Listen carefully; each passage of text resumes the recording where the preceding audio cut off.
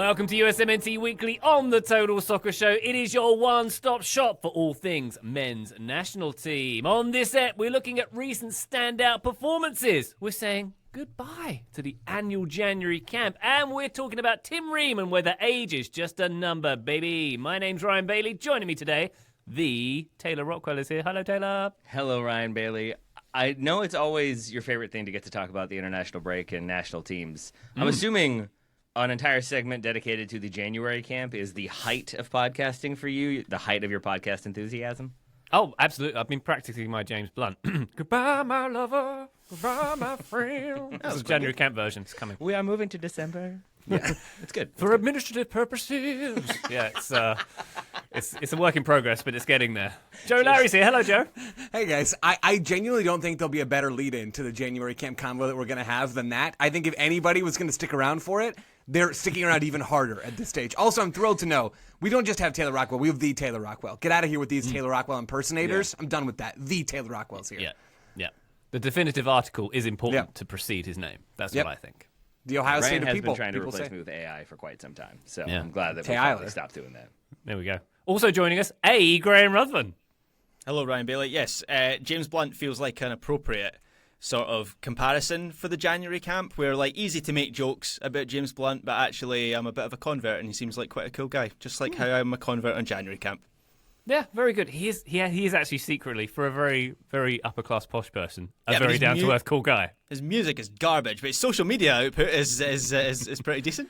It's very good. He does a good comeback, shall we say, Graham? He does, yes. Maybe the January camp will do one day. Time will tell. Probably not. Anyway, let's get to the US chat. Before we do, patreon.com/Total Soccer Show is the best way to support this here endeavor. You'll get bonus episodes, bonus video content, and perhaps best of all, it's our Discord. Access to our Discord server. All the cool kids are hanging out there. It is a lot of fun. Come and join the community. The TSS community is alive on Discord. Patreon.com/Total Soccer Show.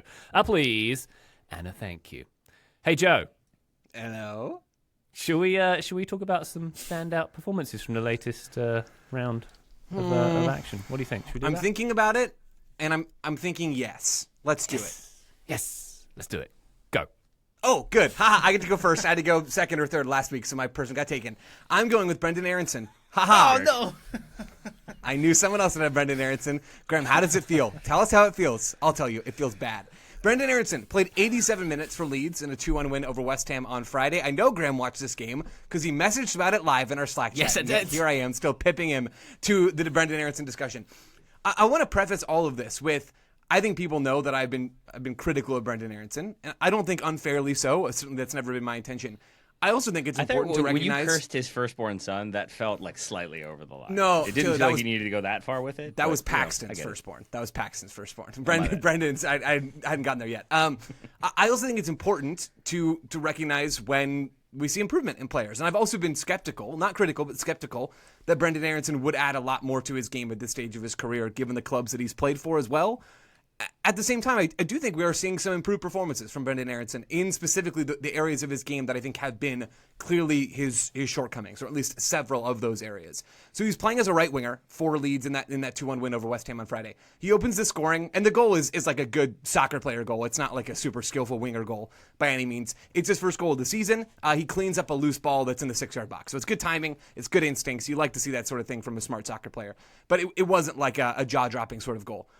As usual, Aaronson was moved off the ball quite easily because he's light as a feather. But in a trend that we're seeing more and more recently, he did string together some really useful passes and had some nice attacking moments. And I'm thinking about this game in the aftermath of his cameo against Australia, where I thought Aaronson was amazing. Like, I don't think we've seen Brenden Aaronson play better soccer in his entire career than he played against Australia in his time off the bench in that international break. This was some nice stuff from Aaronson on the ball. He had a great cross in the first half, had a key pass that led a teammate into the box really well in the first half stoppage time as well. Had a lovely dribbling run that led to a shot that I think, Graham, you referred to in the Slack as would have been the goal of his life. I mean, did get a pretty hard deflection. So, I mean, it was merciful that it hit the bar in the first place. But it's a great run. Like, it is a really, really nice run in midfield to beat multiple players and go and move himself into a good attacking position. And on top of all of this, we had the Brenden Aaronson baseline, which is that he defended well. Like, there are two constants for Aaronson. He's always going to try really hard, right? And that's what's made his career so far, truly. and that he is always going to be easy to move off the ball because he's just a lightweight. Those two things are true. What I think could make or break Aaronson's career at a high level, and what I thought, to be transparent, had already broken it, but maybe I'm wrong about that, is what he can do on the ball. If he can be a plus player on the ball, then he's a really useful player to have around in basically every context. If he can't, which has been true up to this point, sort of in my mind, then he's not maybe a guy that I would want to carry at, say, a World Cup. But credit to Brenden Aaronson. We've seen some good stuff from him on the ball in a way that I haven't seen from him basically ever. And I wanted to shout that out, especially because I have been critical of him in the past. Yeah, I think by all accounts this was his best performance, at least at Premier League level for Leeds United. And it came on the back of a game away to Burnley that Leeds ended up losing, where he misses a really good chance and he has a bit of a target after that game. There was a tweet. There was an article in The Athletic actually about Brenden Aaronson's game against West Ham last week on Friday night, and they referenced a tweet that Leeds had made wishing him happy birthday. I presume his birthday was last week, and how it was jumped on by Leeds fans with abuse and criticism. So he has been, I think it's fair to say, a broadly unpopular figure at Ellen Road. But that game against West Ham, where they make him look like prime Kaka in moments because West Ham are a bad team this season. But nonetheless, I bet it was quite cathartic for him because it really felt like he was being... Not only was he performing well, that's the most important thing, but it felt like he was being embraced. There was a couple moments where he tracked back and won the ball, or he stopped a cross into the box, and the crowd around him was getting up and applauding him, and that hasn't always been the case for Brenden Aaronson. So I know it's easy to say this is one of his best performances because he scored. When I started this analysis, I'd actually kind of forgotten that he'd scored because it's a bit of a scrappy finish inside the box. He reacts quickest to a header, I think it's by Dominic Calvert-Lewin. His overall performance in this game was really good, and so the challenge is to build on that for the rest of the season. Yeah, very good. TSS listener Alexi Lalas had said that Aaronson stock up this week as well. Always when we talked about Brenden Aaronson, Alexi said it was about the ceiling and what he was. Maybe there's still a little room, and maybe we shortchanged him in terms of what he can be, but it's not surprising to me, says Alexi. People, I'm talking about coaches, mostly fans alike too, recognise, and I think they see the value in his work ethic. So there we go. I mean, we've seen that forever, right? I think probably every coach that Brenden Aaronson's ever had would have agreed with exactly that statement. It is just simply, can he be more than that? Can he be a guy that tries really hard, impresses really hard? I mean, for a team like the U.S. men's national team, which is the lens we're looking at all this through, that's probably still enough to get you onto a World Cup roster, right? I mean, that probably in his career is going to take him places because he is in the 99th percentile for a ton of that off-ball work, defensive effort sort of stuff. But we're still waiting or we had still been waiting. I think we still are, right? I don't want to overreact.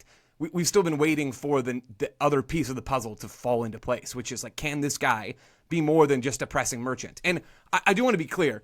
It's not like Aaronson was perfect in this game. He still had some moments where the pass isn't perfectly weighted or moments where he fades out of the game playing on that right side. I'm not surprised by that, but I will absolutely, and I think Brenden Aaronson should absolutely take the wins when he can find them.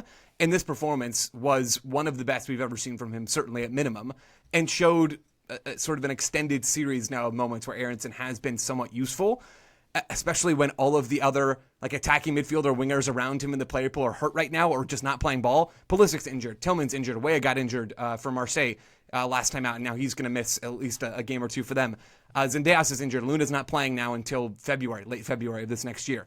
It's not a lot of competition that Brendo's got to impress the USMNT coaching staff right now, and I would imagine he's been doing just that.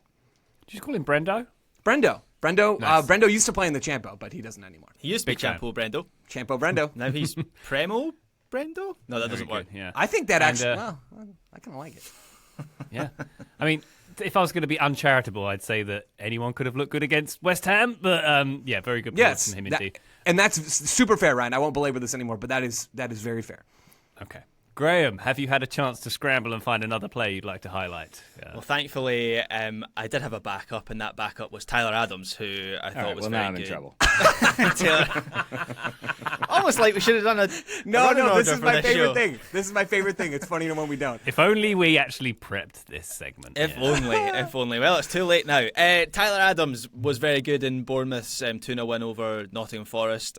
He registers an assist in that game, which is the most Tyler Adams assist I've ever seen in my life. It's a tackle that then Krupi picks up about 30 yards out from goal and finishes. So to Joe's point, some assists are or not Stupid. all assists are created equally.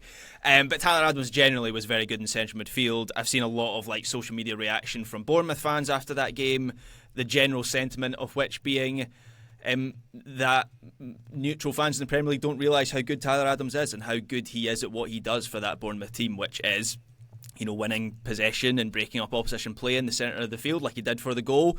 And then Bournemouth have enough conviction and speed in the attack to move quickly into the final third. And so it's not really like Tyler Adams has to be much of a rhythm builder or a metronome or whatever we settled on for that term. That's not really his game. And you contrast that to how he's been playing for the US recently, where I've been a little bit concerned about his performances. And it's a bit confusing. It's becoming, not quite to the same extent, but a little bit of a Johnny Cardoso situation where we're just not seeing him translate that for the national team. So I certainly think Tyler Adams has a higher ceiling than Johnny Cardoso does. So I'm hopeful that we will see that level by the time the World Cup arrives next year. But it's just fun and good, given how long Tyler Adams was sort of in the Gio Reyna sphere of just being an abstract concept and not playing much soccer and missing so much game time over like a year or so. It's still a bit of a novelty to just see him performing at such a high level regularly as he is right now. So yeah, he had a good performance at the weekend.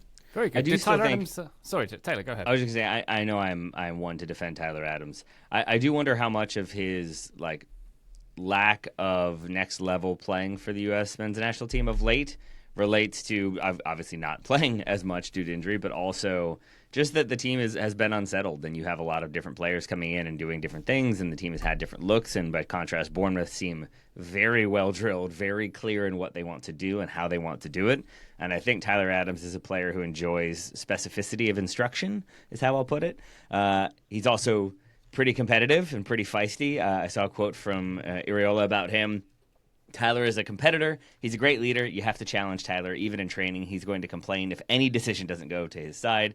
But I love these kinds of characters. They want even more. He's all the time focused. He's a captain, you can see. He's been in a leadership position in all the teams he's played for. So some pretty glowing comments from his club manager, and I still think we can see the best of him for the USMNT, hopefully sooner rather than later.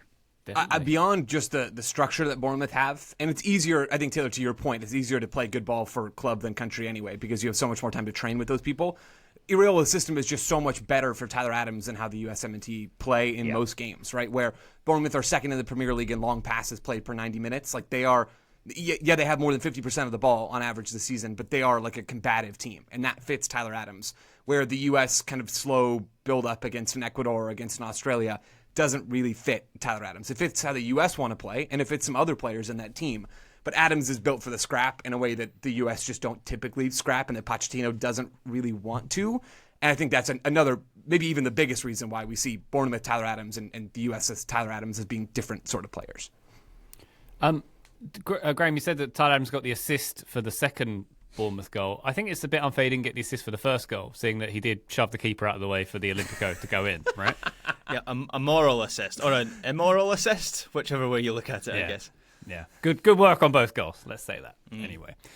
Taylor, who would you like to spotlight who's not Tyler Adams?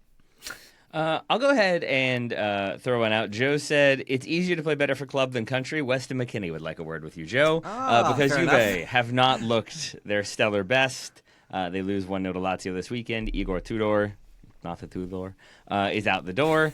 So Weston McKennie will have yet another manager to impress. But this is Weston McKennie, who once again played his way into the team and became a very reliable performer for Juve. And certainly was not the problem. I'm not even sure he is a problem at this point for Juve. There are many other things to be sorted out, including what to do with Dusan Vlahovic, a player who doesn't seem like he knows how to score goals anymore or play in an attacking team at all. Not that Juve have been that attacking. I think there are shape questions. There are midfield questions. There's lots of questions about this Juve team. I don't think Weston McKennie is one of them. We are still waiting to see who will be named the next manager. It seems like the betting odds are now fully favoring Luciano Spalletti, but could be any number of people between now and the time somebody's appointed. He may be appointed by the time I finish this sentence. I don't really know what Juve are doing. I'm not sure they know what they're doing. They still have like financial investigations and potential penalties looming over them. So it's an uncertain time for Juve, but Weston McKennie continues to play and continue to kind of cement himself in the good graces of the supporters and whichever coach comes through. Spalletti, of course, who famously has a giant Napoli tattoo on his arm, so that will go down well with the Juve fans. And I don't know what it is, like Wes McKennie. It just seems like the sort of player. I mean, every manager comes in and seems not to fancy Wes McKennie, and then he somehow works his way back into the team. And Spalletti, I don't know. There's just something about Spalletti that makes me think he won't be initially a fan of Wes McKennie. So he can book that holiday until Christmas and gear up for the second half of the season where he'll be playing every minute of every game, as invariably happens. It's like that Grand Theft Auto meme of "Here we go again" for Weston McKennie and another manager. If we were to speculate wildly, like, what do we think it is? Do we think that he comes in, like he has come in out of shape in the past? He's obviously in much better shape now. Is it fitness? Is it maybe a lack of, like, focus and dedication? Like, maybe he comes in light, and at first coaches think that's not a good thing, that he's not taking it seriously, and then they slowly realize, like, no, you need that component. Yeah. Is it just, like, a loose touch in training is a feature of him, but you learn to deal with that feature because he brings other things? Any speculation from anybody about what it might be? Those last two things I always think of as being the same. Like you just learn to love the quirks of Weston McKennie, where initially you think, all right, we need to get serious. Like, I don't want you taking things lightly. I'm coming in because this thing's on fire. Like, you don't fire a coach if things aren't on fire in one degree or another, or you don't hire a coach in quick succession because things are going great. Like, you need to make a change. And McKennie is a guy who probably takes things quite lightly. And at first you don't like it, and then you learn that it's important, and also that he's quite good despite what you think at first. That's sort of like my Weston McKennie experience, like over time of watching Weston McKennie, of thinking, I don't know about that, and then realizing, he's quite good at a lot of things, and very important as well. Yeah, Wes McKennie is like a really competitive dude, but it's hidden beneath layers of Weston McKennie-ness, if that makes any sense. And so I think it takes like managers a little bit of time, and Spalletti just seems like a really intense dude. That's what I mean by I'm not entirely sure Wes McKennie's going to be his guy when he walks into that dressing room for the first time, but he will be in time. I've doubted Wes McKennie too many times. He'll be back in that team. When I was in high school, we had a new coach, and I was very much a rule follower. And the team, when the coach asked, like, who's going to be the problem for me, they jokingly said me. And so then he thought I was going to be this disciplinary issue, sincerely, because no one corrected him. And after the first week of practice, he was like, "Hey, I really appreciate you," and focusing in and working hard. And I was just like, "Oh, you took them seriously." And I wonder maybe that happens to McKennie every single time. There's a joke Wes, about job, who's the problem guy, and they just buy it every single time. The guy with the ranch. That's it. If just get a bottle of ranch at training. It's like that guy might be a problem. If McKennie wants to ingratiate himself with Spalletti, I suggest when they first meet, he sort of says, "Oh, sorry, I was just listening to a podcast about having a pet duck while admiring my Fiat 500 outside. What was it you wanted to talk about?" That's how you get on board. That's gold, Ryan. Does the duck go with him wherever he goes? Do we think he leaves? He doesn't have a choice. Yeah, it doesn't. Yeah, it deliberately it doesn't migrate just to stay with him. I think there the needs duck... to be a reality show about the celebrity animal farm, not that animal farm, but an actual animal farm where Messi's dog runs free with Spalletti's duck while they're both off doing things in global soccer. I need that in my life. There you go. Not all ducks were created equal, after all, Taylor. This is true. Okay. Some of them Just are ask the very Luciano ugly Spalletti's right-hand duck. Excellent stuff. All right, let's take a quick break. When we come back, we're talking about January camp and it being no more. Join us then. Total Soccer Show, welcome back to USMNT Weekly. Now, a staple for domestic players since 1997 has been the January camp, but it appears to be no more. It's not going to be held this winter, according to Oguchi Onwenu, US Soccer Vice President. The camp is going to switch to December, but it won't be held until December 2026, so we're skipping a year, it seems. The quote from Gooch: "This adjustment is designed to preserve the developmental and evaluative benefits of the camp while alleviating scheduling strain on clubs and players. The December period offers a more balanced window that minimizes conflicts with preseason preparation, aligns more effectively with player recovery cycles, and continues to provide our national team coaches a valuable opportunity to assess and integrate domestic-based talent." I wrote that. I said. What a statement. I love it. It's, that one is a conference call classic. A lot of M-dashes in that one. Beautiful. Beautiful stuff. So, Taylor, what do we think? January camp cupcakes no more. Maybe it's going to be Camp Christmas Cake going forward? Yeah. Possibly? Camp Candy Cane. First of all, Was surprised, like having discussed the U.S.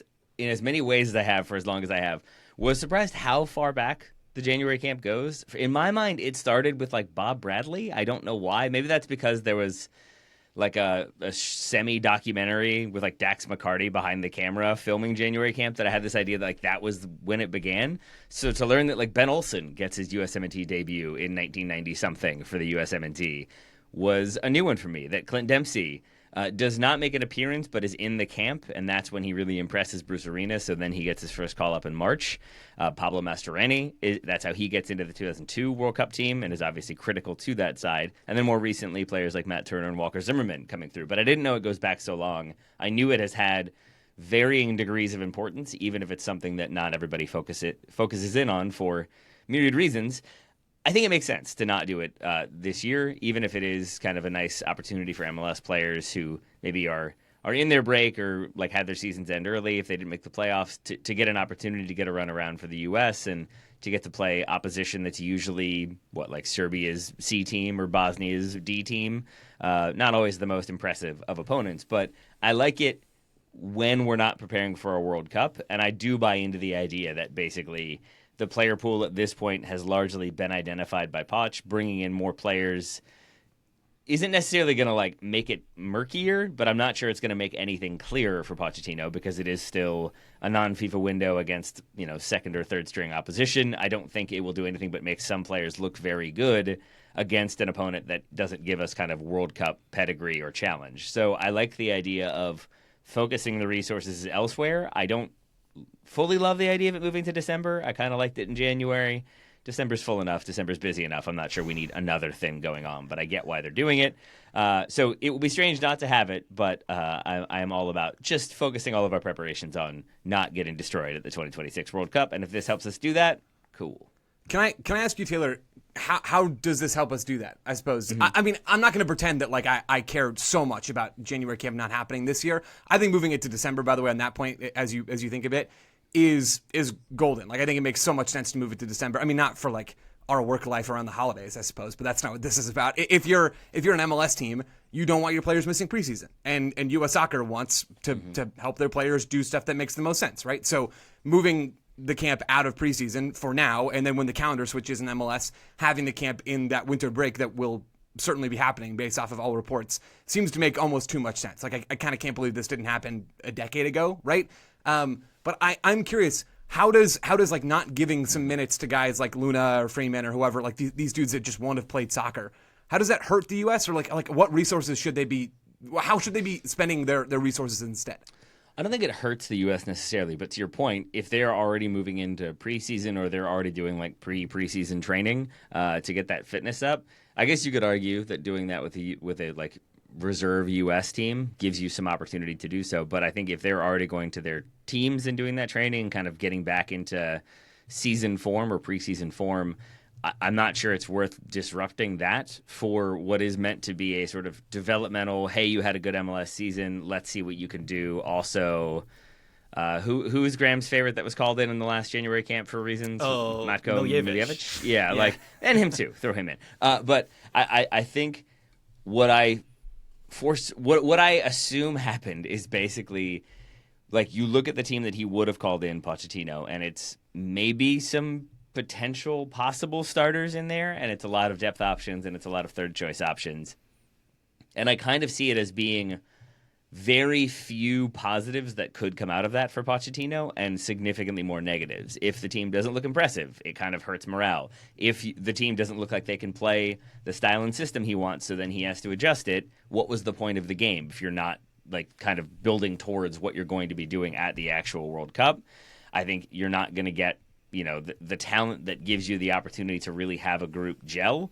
And in some ways, like maybe I'm wrong. I probably am. But the way I see it is sort of like, if you do have somebody who plays really well, like, I still sort of treat that with a grain of salt of like, okay, well, now let's see what they do in March. But if in March we need those friendlies to be the senior team and the senior sort of substitutes, the first choice team, as it were, coming in and playing and getting those reps, like, you don't really have that chance for experimentation. So it feels like with the condensed timeline, with the way Pochettino has handled things, it feels to me like if not illogical, then at least a decision that I am okay with. To your point about resources, I don't really know. I guess you save them up and blow it out in 2026 and make it even more exciting.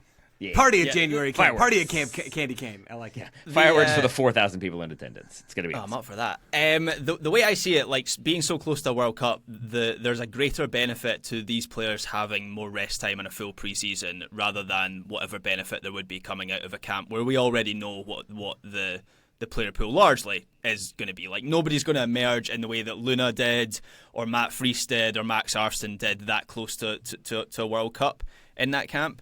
And so I'm totally fine with them skipping this year. My concern is that with a potential calendar change, and I know there's like a sort of commitment to keep this around and it's going to be in December, but my concern is that this is the start of January camp kind of gradually disappearing and vanishing over time. Because I'm a convert on January camp, because it's certainly true that to a European mind it's a strange concept and it took me a while to get my head around it. Just because we don't have anything like it in European soccer. So it's difficult for me to settle on like what the clear purpose of it is. But I think we now have enough evidence to show it is a useful on-ramp for young players, right? And I know the Pochettino January camp might have been a bit of an exceptional case because he was putting more importance on that to find some depth options. But nonetheless, historically, as you ran through some of the names there, Taylor, there are loads of players that have used January camp to bridge that gap, right, between being a prospect and then being like a full national team player, and it just gets them. I think the games are almost useless. Like, the games are secondary to the experience of getting players into camp and into that environment for the first time. And I think if you understand all that and you accept that as the parameters, then I think January camp certainly has its uses. So I would be I think it would be a shame if it did disappear, or even if it like just became a bit of an afterthought. That's my concern with it moving to December, is I liken that to the old European calendar where the June window, now there's like no friendly windows in the European international calendar, but in the before times, that June window, they used to play friendlies, and I'm old enough to remember when there used to be like a raft of call-offs because players at the end of a season would just think, I'd rather have the time off than going and joining up with the international team. And so that's my concern with it coming at like the end of the MLS schedule, is that players feel that way. Whereas if you have it in January, they've at least had some time and they're maybe champing at the bit to get back on a pitch again. That's my worry. I do think there's a little bit of a difference there, Graham, although I think it's a fair-ish concern in that, like, the players who go to January camp, they don't have the luxury, if they want to further their international careers, of saying no. I mean, not practically speaking. Like, Max Arston wasn't going to get a crack at the U.S. men's national team if he's not turning up to January camp. You know, you can run through the list. So these are players that certainly have ambition to play for the national team, because playing for the U.S. men's national team is more prestigious than playing for any club in America, right? In the United States, I should say. So it is like sort of the top, the thing that they're aiming for, in most cases anyway. And these guys won't get in otherwise, for the most part. Like, not that there couldn't be an exception here or there, but that's the difference between what you're describing. I think there is actually a concern about having it in December after the calendar switches in MLS, which, from everything that I understand, like, is just sort of a formality at this point. It's a matter of when, not if. Having this camp in December in the middle of the MLS season, I could see causing some more logistical problems than what you're talking about. I still think it will exist, because I've been a January camp, or I guess now camp Candy Cane believer, forever, as far as I know, unless I've like secretly changed my mind on that and I used to hate it. It has limited value, but if we always praise Mexico for having all these camps with all their national teams, and we do one and then everybody just makes fun of it, like, I don't know, you can still make fun of it, and you don't have to watch the games. And Graham's right, the games are like almost worthless, but there is value in the experience. I don't know if it's worth the spend overall for U.S. Soccer. I have no clue what it costs them or if they could spend that money in a better way. But I like the concept behind a camp like this. Just having it in the middle of the season, I think, could present some difficulties. Like, who knows what MLS is going to do with that real estate in their calendar? That feels like it would be a good moment for, say, Leagues Cup to happen in the winter. I think that's been at least theorized about. So there's a lot that we don't know still about how the soccer calendar in the U.S. is going to shape up in, say, 3 or 5 years' time. But I would prefer, and I think U.S. Soccer probably would prefer, for this camp to still exist in some form at that time. Yeah, I wonder if there's a possibility to make it something slightly more than it currently is. Meaning, like, could you have a mini tournament of some sort, like a sort of She Believes Cup Invitational thing? Do it in Orlando, put graphics on the field, like that kind of thing.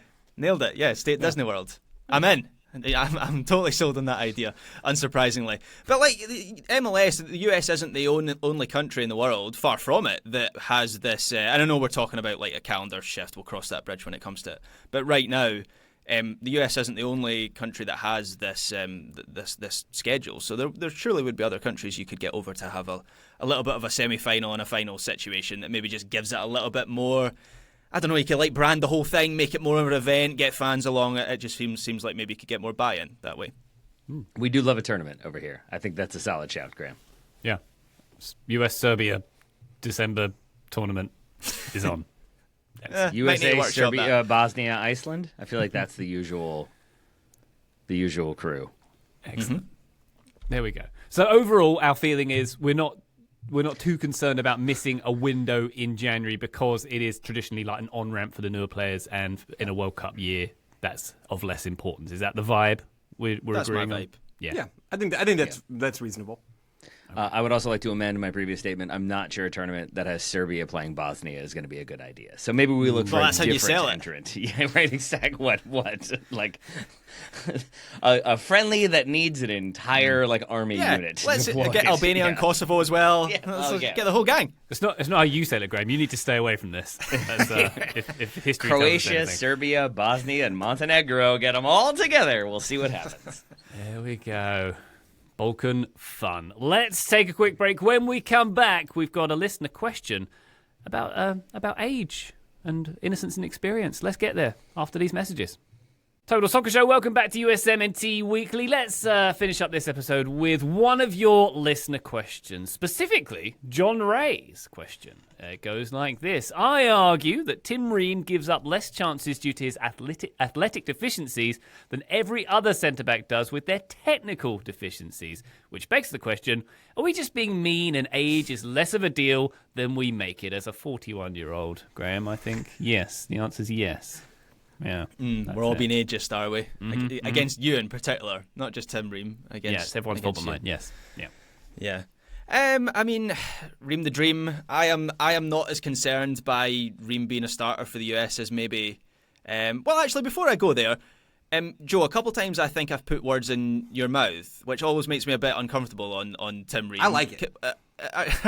Okay, nice. gross. Can you do it in my? Can you do it in my voice like that you do? No, I don't think I can. You put me on the spot here. All right, no worries. That's your thing, is it? Right. Okay. Sure. Tim Ream. Can you give us your stance on Tim Ream? How concerned are you by Tim Ream? Because I know you've had things to say about Tim Ream, but like if he starts the World Cup, which seems likely, is that like a critical issue for you as you see it? And try to leave your age racism out of it if you can. Got it. I'll try not to mention the word grandpa. Try to too speak often up a little in bit. the next 10 minutes. Sorry, Ryan.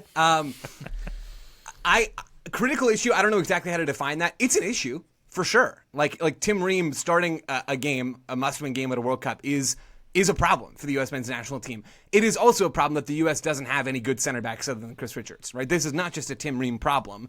But do I feel good about Tim Ream starting big games for the U.S.? No. Do I feel good about these other center backs that aren't named Chris Richards in the U.S. pool starting games for the U.S.? Also no. So I don't know if that answers your question. I have some more nuance in sort of my answer to John's question, but that's my take on Ream. Like it is a problem that he is starting games for the U.S. men's national team.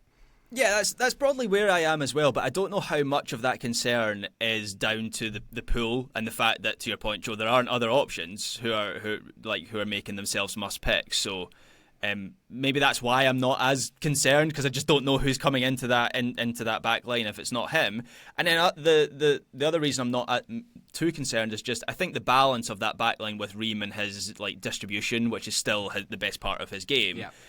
Again, like if you take him out, I don't know who performs that role of passing forward out from the back, and that is enough for me to keep Ream in the lineup. And I'm also hopeful that in the back three, which at this moment in time seems the likely framework for this team at the World Cup, maybe gives them a bit more protection. And I'm hopeful that Jedi will be mobile enough to provide some recovery speed as well. And also against the best teams, the US will be pretty deep, so hopefully not as much space in behind Ream. It would be a better option to have a younger version of Tim Ream, but the US doesn't have that. So I'm not wasting too much time kind of stressing around that, to be honest, is my personal stance.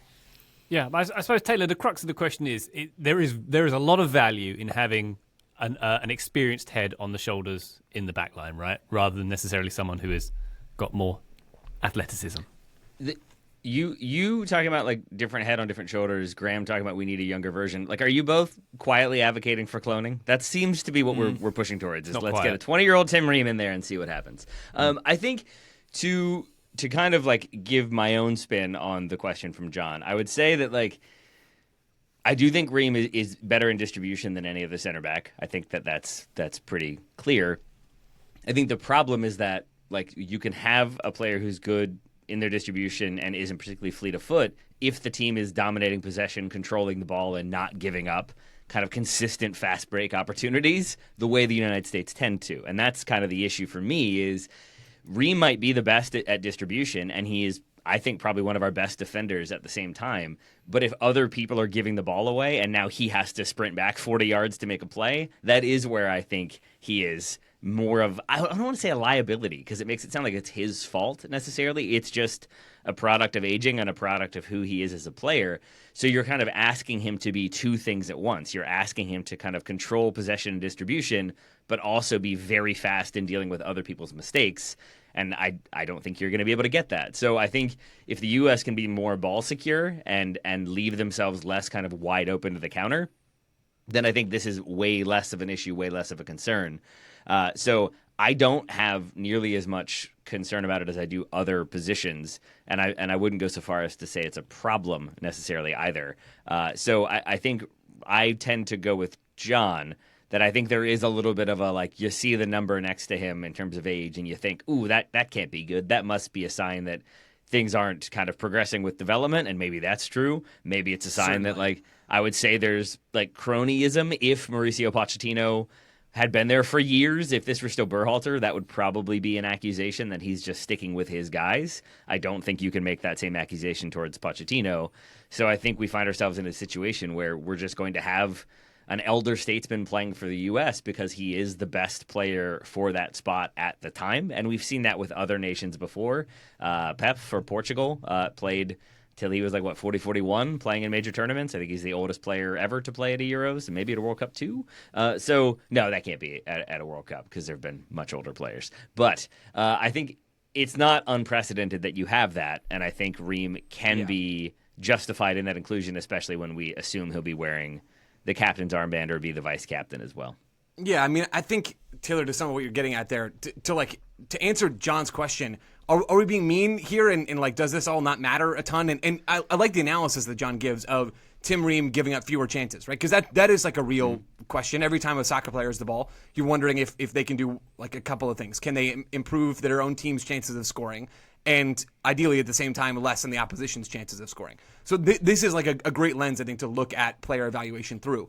I think Pochettino certainly seems to view it like John does, which is less about like the intangible age experience question, right? I don't think that's so much what John's talking about. I think John is talking about like the actual on-field results. Like forget the experience side of things. If you look at these players in a vacuum, I think Poch agrees with John's assessment because if he didn't, we wouldn't be seeing Tim Ream on the field, right? I mean, experience is great, but you can't have experience at the cost of like just someone who can't hang on the field. And Tim Ream can still hang, right? He is not an asset defensively in many situations, but he clearly still adds value. And Pochettino believes that and has given him minutes over every other center back in the pool, not named Chris Richards. So that is one thing that's true. Joe, can I ask a question? Sorry, when you say he's not an asset though, and forgive me if you've already it's okay, trod this ground, but like I think I assume that when people say that, what they mean is he's not fast and like never really was, but certainly isn't anymore. Are there other things about the defensive side of the game for him that you don't trust or don't like? Do you think he's bad 1v1? Like, what is it that has those concerns for you? Yeah, I mean, it certainly stems from that lack of athleticism. Like, he's not fleet of foot. And we saw that in the Ecuador game when it's Aiden Morris that goes and bites on the Enner Valencia goal. He gets bypassed, and then Richards isolated against Valencia. Ream is nowhere to be found. Like, he cannot get himself back into the play. Ryan, sorry to bring up this tragedy, it's a little too soon. Charlotte FC's lost to NYCFC yesterday. Yeah. Like, Alonso Martinez scores a great goal, and it is largely on Adilson Malanda, but Tim Ream is like feet in cement as well in that moment. He just doesn't react quickly enough in those moments. And Ream was never like this shut down sweeper sort of center back, even like when he was younger. But he just is not able to go and hang and to sweep him behind a high line or to do the things that the best center backs in the world can do, right? And what is working for Ream at the moment is that none of the other players who are more athletic than him are making a case. Like that is huge news for Tim Ream. I think about all of these shortcomings that he has. The rest of these U.S. center backs aren't straight line speedsters or elite 1v1 defenders either. So like we're talking about Ream not being these things, other than Chris Richards, who is in a class of his own, but it's still not elite, right, at these things. Miles Robinson, who's this great athlete, like is probably FC Cincinnati's fastest player, he got destroyed 1v1 defensively against Australia. Like, he was awful in that game, Miles Robinson. And maybe that's not a sign that we'll see that every game, but Miles Robinson has never staked his claim with the national team. Like, he's never looked like, oh, we got to get Miles Robinson in the team. He can't pass the ball super well, but at least he can shut teams down defensively. He can't, right? Or at least we haven't seen it. I'll put it that way. Same with Mark McKenzie. Like, he's not a shutdown 1v1 defender. You can run through the entire list and you won't find that player, at least that player at the international level. So no one is forcing Pochettino's hand to take Ream out of the lineup. So yeah, Ream is probably the least mobile of the bunch. And again, I think it's still a big problem for the U.S. as a whole that Tim Ream is going to be in a position to start games at the World Cup. But it's not like there's a giant gulf between Tim Ream, like this incapable defender, and everybody else. Like it's Ream is in that hat and probably even actually slightly better at some of these defensive things than some other players who have a bit more athleticism to his game because he probably sees the game a little bit better than some of those guys. So I don't think it's a Ream issue. I think it is simply, Ream could solve the issue by like getting fast all of a sudden, I guess. But really it is very much a U.S. men's national team issue that there is literally no one, no Kai Banks included, even though I would love to see him get minutes for the U.S. He's still not there yet. Like, he is directly involved in multiple goals that Augsburg give up in that 6-0 loss to Leipzig over the weekend. Like, he was not good in that game, and then he got benched for the Pokal game while most of the players who started against Leipzig were still in the lineup. So, yeah, center back is a big old problem. I think John's calculation might be right, even if it's still like a problem, even if he is right. Poch needs to have the chat with Ream that Brad Pitt in the F1 movie has with the race engineer, where he goes, have you ever thought about going faster? And, oh, yeah, haven't thought about that. And then they win all the races. That's what Poch needs to do with Tim Ream. Just be faster. Why have you not done it before? That's the kind of man management we really need, I think. Yeah. Like Here's your lemon. Eat it. It's like I think I said this the other day. I'm rewatching What We Do in the Shadows, and it's the episode where Nandor has the gin lamp, which he's rubbed 1,000 times and nothing's ever happened, and then Guillermo half suggests just rub it counterclockwise, and then he does, and the gin comes out. Like, never thought to do that one. Maybe no one has ever asked Ream to just be a little bit faster. Maybe that would be the difference. Yeah, I think this is genius work, Ryan. We need to start your consulting company. Oh, that was all Graham. Yeah, I know, but I'd rather give the credit to you. Oh, thanks. Thank you. Yeah, I was drawing inspiration from The Horse Whisperer. When the race starts, run really fast. That was the crux of that movie. There has to be some tangible benefit for the team as a whole, right? Mobility and everything else aside, to like a safe head, a safe pair of boots behind Tyler Adams and in front of Josh Freese, right? The rest of the team has to get confidence from having someone on the field who's been there, done that, rather than a 19-year-old. From like a leadership point of view. Exactly. And just from a psychological, like, I feel confident that he's there and it's not a 19-year-old who's never been on this platform before. That kind of thing, right? It certainly helps. Like, that stuff matters. There's no way that stuff doesn't matter. The thing is, it only matters up to a certain point, which is the point I was trying to make earlier. Like if there were two 22-year-old center backs playing good ball good ball for the U.S. and for their club teams week in and week out, or month in and month out, I suppose, with the U.S. Like, I would kick Tim Ream's experience to the bench, right? And I think probably most coaches would as well. A lot of these guys who are going to be at this World Cup for the U.S. have already been to a World Cup, right? I mean, it was the first time last time for all these dudes. Now it's not anymore. Like, you're not necessarily desperate for that sort of experience, but since Ream has it and no one else is like running up behind him and breathing right on his neck and saying, like, I'm gonna get you. Like, that doesn't exist. Like, no one's doing that. And so you might as well give it to the guy who's been there. Yeah, the thing that's going to make the rest of the team feel most comfortable is having the best players on the field, right? But where they're... Once again, the consulting here is top-notch, Graham. No, but to your point, like I'm trying to merge your point and Joe's point together, which I think you're both right. But when it's maybe not so clear, then yeah, leadership is something that it could be a deciding factor. Wasn't that how he I don't think he was ever out of the team, but wasn't there a time when Ream was like on the bench as almost an assistant? Was that under Berhalter maybe when he wasn't playing, but he was there like consulting and coaching? Well, he comes in late in the World Cup cycle, right? Yeah. He wasn't in the picture. Yeah, and I think a lot of that had to do with him being a leader and his specifically communication. And I do think there is something to that. That if you have, a lot of disparate personalities coming in, even if a lot of them have played together since they were 16 and 17, it probably helps to have a person who can sort of find ways to communicate and communicate effectively at that. And I look at the situation with Vinicius Jr. and Xabi Alonso at present, where it feels like maybe that's one thing that Xabi Alonso hasn't had to really do in his managerial career is manage the big personality, and is now learning that if you don't